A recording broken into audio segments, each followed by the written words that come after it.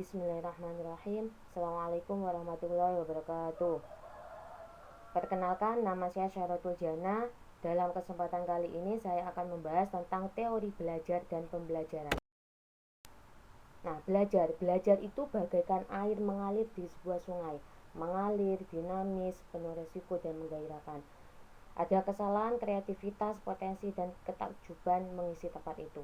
Sedangkan mengajar itu bagaikan tukang bersih sungai. Agar air dapat mengalir bebas hambatan, mengangkat sampah kotoran lain, menggeruk lumpur, pasir, memindahkan batu, kayu. Nah, ketulusan hati, kesetiaan, kemesraan, kesabaran, cinta, kelembutan, sukacita, improvisasi, pengendalian diri, dan memenuhi pekerjaan itu. Lah, itu artinya mengajar. Teori-teori belajar ada 4: behavioristik, kognitif, humanistik, konstruktivistik. Belajar yang pertama, behavioristik. Pengertiannya, perubahan perilaku seseorang yang dapat diamati, diukur, dan dapat dinilai secara konkret. Ada stimulus, rangsangan. Reaksinya ada respon. Contohnya, siswa dapat menyelesaikan tugas dari guru dengan cepat dan benar apabila dapat stimulus berupa nilai A. Begitu juga dengan hadiah, hukuman, dan faktor penguatan. Nah, di sini ciri-ciri teori behavioristik. Yang pertama, bersifat mekanistik. Kedua, menekankan peranan lingkungan. Yang ketiga, menekankan pentingnya latihan. Yang keempat, mementingkan mekanisme hasil belajar. Menurut pendapat Thorndike, teori behavior merupakan proses interaksi antara stimulus dan respon. Stimulus yaitu apa saja yang dapat merangsang proses belajar seperti pikiran, perasaan, atau hal lain yang dapat ditangkap oleh alat indera.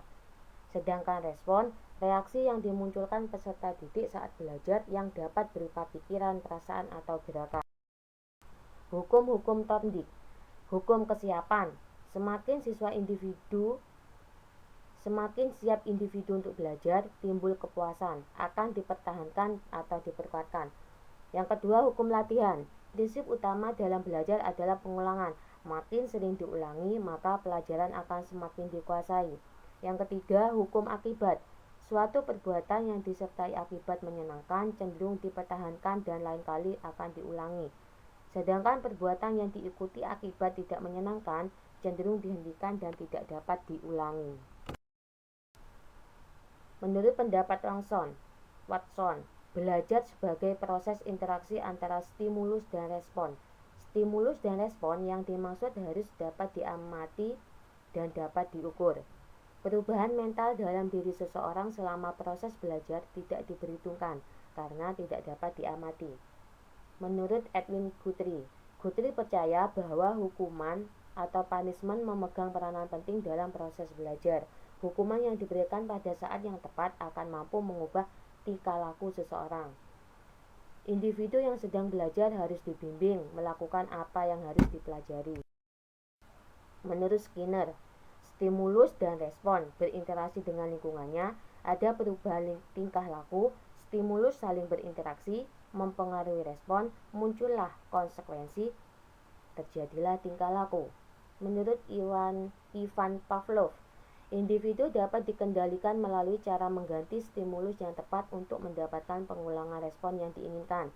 Sementara individu tidak menyadari bahwa ia dikendalikan oleh stimulus yang berasal dari luar dirinya. Percobaannya anjing yang air liurnya akan keluar apabila diberikan stimulus yang sesuai percobaan.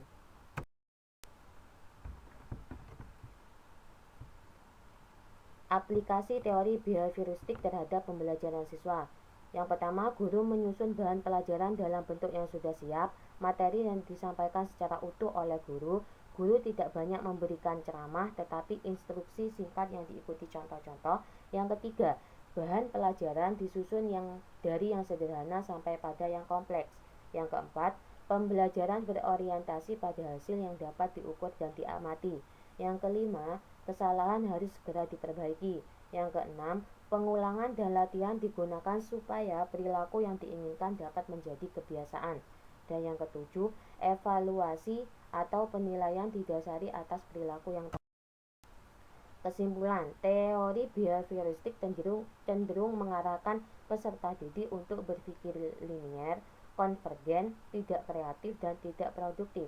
Pandangan teori ini bahwa belajar merupakan proses pembentukan atau shaping, yaitu membawa peserta didik menuju atau mencapai target tertentu, sehingga menjadikan peserta didik tidak bebas berkreasi dan berimajinasi, padahal banyak faktor yang mempengaruhi proses belajar.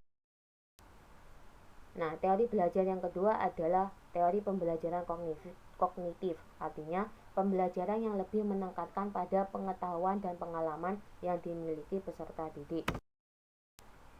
Teori pembelajaran kognitif menurut Piaget individu berkembang menuju kedewasaan, maka ia akan mengalami adaptasi dengan lingkungannya yang akan menyebabkan adanya perubahan kualitatif dalam struktur kognitifnya. Proses belajar berlangsung dalam 3 tahapan, yaitu asimilasi, akomodasi, ekuilibrasi. Tahapan-tahapan perkembangan kognitif menurut Piaget. Yang pertama, tahapan sensori motor, tahapan pra-operasional motor, tahapan operasi konkret, dan tahapan operasi formal. Tahapan sensori motor, usia 0-2 tahun.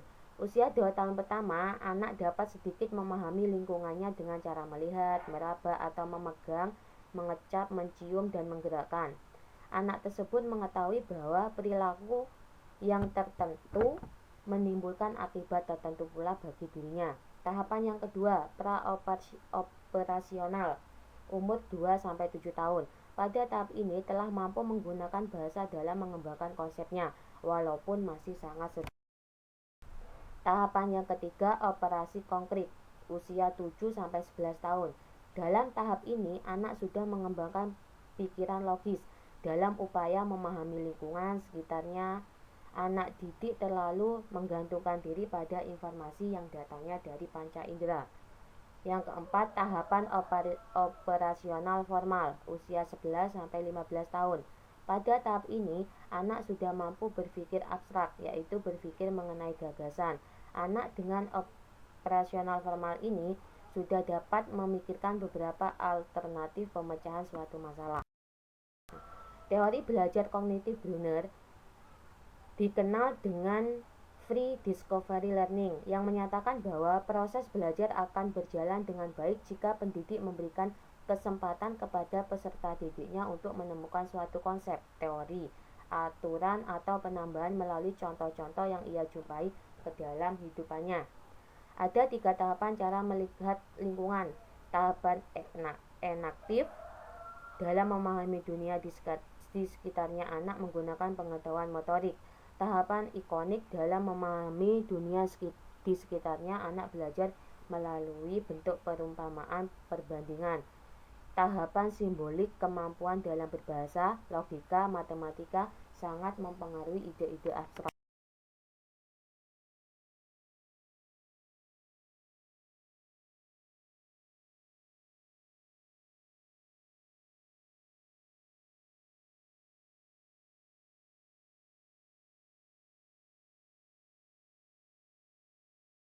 Nah, implementasi dalam dunia pendidikan. Implementasi terhadap pendidikan yaitu bahwa keaktifan dalam belajar itu sangat penting. Peserta didik yang belajar secara aktif dan bisa optimal, proses asimilasi dan akomodasi antara pengetahuan dan pengalaman akan terjadi dengan baik.